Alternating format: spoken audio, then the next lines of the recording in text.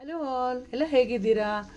ಇವತ್ತು ಒಂದು ಡಿಫ್ರೆಂಟಾಗಿ ಸುಲಭವಾಗಿ ಮಾಡೋಂಥ ಕಾಯಿನ್ ಪರೋಟ ಮಾಡೋದು ಹೇಗೆ ಅಂತ ತೋರಿಸ್ಕೊಡ್ತೀನಿ. ಯಾವಾಗಲೂ ಒಂದೇ ಥರ ಚಪಾತಿ ಆಲೂಗಡ್ಡೆ ಪಲ್ಯ ಮಾಡೋ ಬದಲು ಅದನ್ನೇ ಇಟ್ಕೊಂಡು ಸ್ವಲ್ಪ ಡಿಫ್ರೆಂಟ್ ವೇಲಿ ಮಾಡೋದು. ಎಷ್ಟು ಬೇಕೋ ಅಷ್ಟು ಗೋಧಿ ಹಿಟ್ಟು ತೊಗೊಂಡು ರುಚಿಗೆ ತಕ್ಕಷ್ಟು ಉಪ್ಪು ಹಾಕಿ, ನಾನಿಲ್ಲಿ ಕಲೋಂಜಿ ಅಂತ ಸಿಗುತ್ತೆ ಅದನ್ನು ಸೇರಿಸಿದ್ದೀನಿ. ಇದನ್ನು ಮಂಗ್ರೇಲ ಅಂತ ಕೂಡ ಹೇಳ್ತಾರೆ. ಡೈಜೆಷನ್ಗೆ ತುಂಬ ಒಳ್ಳೆಯದಿದು, ಆದಷ್ಟು ಇದನ್ನು ಬಳಸಿ. ಮತ್ತು 1 ಟೀ ಸ್ಪೂನಷ್ಟು ಅಜ್ವೈನು ಎಲ್ರಿಗೂ ಗೊತ್ತಿರೋಂಗೆ ಡೈಜೆಷನ್ಗೆ ತುಂಬ ಒಳ್ಳೆಯದು.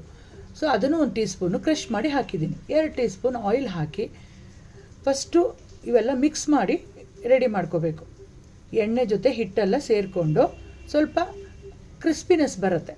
ಆಮೇಲೆ ಎಷ್ಟು ಬೇಕೋ ಅಷ್ಟು ನೀರು ಚುಮ್ಸ್ಕೊತ ಪೂರಿ ಹಿಟ್ಟು ಅದಕ್ಕೆ ಕಲಿಸ್ಕೋಬೇಕು. ಚಪಾತಿ ಹಿಟ್ಟಾದರೆ ಸ್ವಲ್ಪ ತೆಳು ಇರುತ್ತೆ, ಪೂರಿ ಹಿಟ್ಟು ಅದಕ್ಕೆ ಕಲಿಸ್ಕೊಳ್ಳಿ. ಯಾಕಂದ್ರೆ ಸ್ಟಫಿಂಗು ಹಾಕೋದ್ರಿಂದ ಸ್ವಲ್ಪ ಗಟ್ಟಿ ಇದ್ದರೆ ಹಿಟ್ಟು ಒಳ್ಳೆಯದು. ನಾವು ಹಿಂಗೆ ಪ್ರೆಸ್ ಮಾಡಿದ್ರೆ ಆ ಬೆರಳು ನೋಡಿ ಪ್ರೆಸ್ ಆಗಬೇಕು, ಬಟ್ ಆದರೆ ಗಟ್ಟಿ ಇರಬೇಕು. ಹಿಟ್ಟು ಒಣಗದೇ ಇರೋಕ್ಕೆ ಸ್ವಲ್ಪ ಮೇಲೆ ಎಣ್ಣೆ ಹಚ್ಬಿಟ್ಟು ಒಂದು ತಟ್ಟೆ ಮುಚ್ಚಿ ಒಂದು 10 ರಿಂದ 15 ನಿಮಿಷ ಇಡಿ. ಇದು ನೆನೆಯೋಷ್ಟೊತ್ತಲ್ಲಿ ನಾವು ಇದಕ್ಕೆ ಸ್ಟಫಿಂಗ್ ಮಾಡ್ಕೊಳ್ಳೋಣ. ಒಂದು ಕಡಾಯಿ ಇಟ್ಬಿಟ್ಟು 2 ಟೀ ಸ್ಪೂನ್ ಆಯಿಲ್ ಹಾಕಿ ಒಗ್ಗರಣೆಗೆ ಸಾಸಿವೆ, ಒಂದು ಅರ್ಧ ಟೀ ಸ್ಪೂನಷ್ಟು ಇಂಗು, 2 ರಿಂದ 3 ಈರುಳ್ಳಿನ ತೊಗೊಂಡು ಸಣ್ಣದಾಗಿ ಹೆಚ್ಚಿ ಹಾಕಬೇಕು. ಎಷ್ಟು ಸಣ್ಣ ಸಾಧ್ಯನೋ ಅಷ್ಟು ಸಣ್ಣಕ್ಕೆ ಹೆಚ್ಚು ಹಾಕ್ಕೊಳ್ಳಿ, ಚೆನ್ನಾಗಿರುತ್ತೆ. ಮತ್ತು ಖಾರಕ್ಕೆ ಹಸಿಮೆಣಸಿನ್ಕಾಯಿ, ಸ್ವಲ್ಪ ಶುಂಠಿ, ಸಣ್ಣ ಹೆಚ್ಚಿರೋಂಥ ಕೊತ್ತಂಬರಿ ಸೊಪ್ಪು ಎಲ್ಲ ಹಾಕಿ ಬಾಡಿಸ್ಬೇಕು. ಈಗ ಮಸಾಲ ಪದಾರ್ಥ ಸೇರಿಸೋಣ.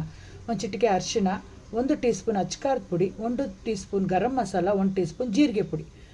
ಮಸಾಲೆಗಳನ್ನೆಲ್ಲ ಸೇರಿಸಿದ ಮೇಲೆ ಚೆನ್ನಾಗಿ ಫ್ರೈ ಮಾಡಬೇಕು. ಈ ಮಸಾಲಾಗೆ ರುಚಿಗೆ ತಕ್ಕಷ್ಟು ಉಪ್ಪು ಸೇರಿಸ್ಕೊಳ್ಳಿ.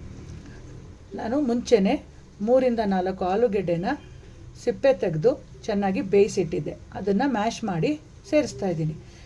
ಆದಷ್ಟು ಗಂಟುಗಳಿಲ್ದಿರೋ ಥರ ಆಲೂಗೆಡ್ಡೆನ ಮ್ಯಾಶ್ ಮಾಡಿ ಹಾಕಿ. ಇವಾಗ ಮಸಾಲ ಜೊತೆಗೆ ಆಲೂಗೆಡ್ಡೆ ಸೇರಿಸಿದ್ದಾಯಿತು. ಇವಾಗ ಪಲ್ಯ ರೆಡಿ ಆಯಿತು. ಇದು ಬಾಣಲೆಯಲ್ಲೇ ಬಿಡೋ ಬದಲು ತಟ್ಟೆಯಲ್ಲಿ ಹಾಕಿಟ್ಕೊಳ್ಳಿ. ಯಾಕಂದರೆ ನಾವು ಉಗುರು ಬೆಚ್ಚಾಗಿದ್ದರೆ ಬೇಗ ಮಾಡ್ಕೋಬೋದು. ಅದು ಆರ್ಲಿಕ್ಕೋಸ್ಕರ ತಟ್ಟೆಗೆ ಟ್ರಾನ್ಸ್ಫರ್ ಮಾಡ್ಕೊಳ್ಳೋದು. ಇವಾಗ ಹಿಟ್ಟು ನೆಂದಿದ್ದಾಗಿದೆ. ಹಿಟ್ಟನ್ನು ಕೌಂಟರ್ ಟಾಪ್ ಮೇಲೆ ಕ್ಲೀನ್ ಮಾಡಿಕೊಂಡು ನಾನು ಮಾಡ್ತಾಯಿದ್ದೀನಿ. ಚೆನ್ನಾಗಿ ನಾದ್ಕೋಬೇಕು. ಒಂದು 5 ನಿಮಿಷ ನಾದಿದ್ರೆ ತುಂಬ ಚೆನ್ನಾಗಿ ಬರುತ್ತೆ.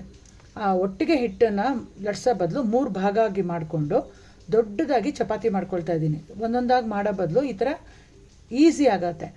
ಇದು ಕಾಯಿನ್ ಪರೋಟ ಅಂತ ನಾನು ಆಲ್ರೆಡಿ ಮೆನ್ಷನ್ ಮಾಡ್ದಂಗೆ ಚಿಕ್ಕದಾಗಿ ಮಾಡ್ಕೊಳ್ಳೋದ್ರಿಂದ ಒಂದು ಸತಿಗೆ ಮಾಡ್ಕೊಂಬಿಡ್ಬೋದು. ಈಗ ಚಪಾತಿ ಹಾಳೆನ ಸ್ಪ್ರೆಡ್ ಮಾಡಿ ಮಾಡಿಟ್ಕೊಂಡಿರೋಂಥ ಸ್ಟಫಿಂಗ್ನ ಅದ್ರ ಮೇಲೆ ಹಾಕೋಬೇಕು. ಆದಷ್ಟು ತೆಳುವಾಗಿ ಪಲ್ಯನ ಸ್ಪ್ರೆಡ್ ಮಾಡಿ ನಿಧಾನಕ್ಕೆ ಮಡಚ್ತಾ ಬರಬೇಕು. ವಿಡಿಯೋದಲ್ಲಿ ನೋಡ್ತಾ ಇದ್ದೀರಲ್ಲ, ಆ ಥರ ಮಡ್ಚ್ಕೋಬೇಕು. ಮಡ್ಚಿದ